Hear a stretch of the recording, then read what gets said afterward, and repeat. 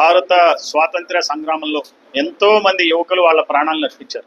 మనకి భగత్ సింగ్ గురించి తెలుసు, చంద్రశేఖర్ ఆజాద్ గారి గురించి కూడా తెలుసు.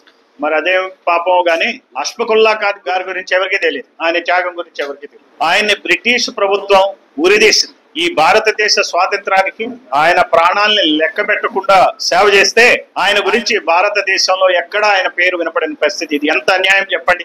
వారి జయంతి సందర్భంగా ఈ రోజున విశాఖ నగర ముస్లిం మిత్రులందరూ మంచి కార్యక్రమాన్ని ఏర్పాటు చేశారు. వారి పేరు ఊరు ఊరు వాడ వాడ వినపడే విధంగా all India Bahujan Samaj party పనిచేస్తుందని చెప్తున్నా. అంతటి మహావీరుడు త్యాగాలు మనకి ఎందుకు తెలియట్లా? ఈ రోజున దేశంలో ఉన్నది ఏంటంటే రెండు రకాలైనటువంటి వివక్షలతో ప్రజలు బాధపడుతున్నారు. మత వివక్ష, కుల వివక్ష. ఇది మత వివక్షకు నిదర్శనం. ఇది ముస్లిం ప్రజలందరూ గమనించాలి. ఎందుకు ఇలా జరుగుతుందని, ఎవరు దీనికి కారణం? ఇక్కడ ఎమ్మెల్యేలు గాని, ఇక్కడ ఎంపీలు గాని ఈ విషయాన్ని గుర్తించారా? మనం ఎందుకు ఈ విషయాన్ని గుర్తించట్లా? ఎందుకంటే వాళ్ళ వర్గాలకి చెందిన వాళ్ళు కాదు కాబట్టి. దీన్నే వివక్ష అంటారు. ఇది రాజకీయ వివక్ష. ఇది అన్ని రంగాల్లో ప్రతిబింబిస్తోంది.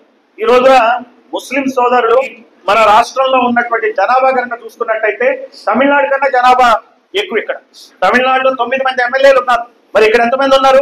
ముగ్గురు ఎమ్మెల్యేలు. మనం వాళ్ళకన్నా ఎక్కువ అండి. వాళ్ళకన్నా తక్కువ ఎమ్మెల్యేలు ఎందుకుంటున్నాం? మనం అది గమనించాలి. ముస్లింలు ఎంతమంది ఉండాలా? 13 మంది ఉండాలా, కానీ ముగ్గురే ఉన్నారు. కానీ మిగిలినటువంటి కమ్మారెడ్లు 35, 32, 67 మంది ఉన్నారు. వాళ్ళు ఉన్నదే 100కి 8 మంది. 100కి 8 మంది ఉంటే వాళ్ళది 67 మంది ఉన్నారు. 100కి 8 మంది ఉన్న ముస్లింలు ముగ్గురు ఉన్నారు. ఇంతకన్నా ఏమైనా చెప్పాలండి? అన్యాయం. ఇక్కడ అన్యాయం సరిచేస్తే అష్ఫాకుల్లా ఖాన్ గారి గురించి మనం ఎంత కావాలంటే అంత ఎన్ని పాఠమే, ప్రత్యేక పాఠమే ఉంటుంది. అప్పుడు కదా మిగిలిన వాళ్ళందరికీ అర్థమయ్యేది ఎవరెవరు స్వాతంత్ర చరిత్రలో ముస్లింలు ఎంత గొప్పగా వాళ్ళ పాలు పంచుకున్నారో తెలియాలి కదా. ఇప్పుడు ఈ రోజున ఒక దుష్ప్రచారం జరుగుతుంది కదా. ఇంతవరకు స్వాతంత్రోద్యమంలో ఏమాత్రం పాలు పంచుకోలేని ఆర్ఎస్ఎస్ ముస్లింల్ని మిగిలిన భారతీయులందరికీ శత్రువులుగా ప్రకటించే ఒక యుద్ధాన్ని కల్పించే విధంగా ప్రవర్తిస్తుంది. మరి తెలియాలి కదా. తెలియాలంటే ఎవరు చెప్పుకోవాలండి? మనం చెప్పుకోవాలి ఆయన గురించి. ఊరు ఊర వాడ వాడ ఈ విషయాన్ని తెలియజేయాలా, పోస్టర్లు వేయాలా, చెప్పాలి. మనం చెప్పినప్పుడే కదా మిగిలిన పిల్లలందరికీ తెలిసేది.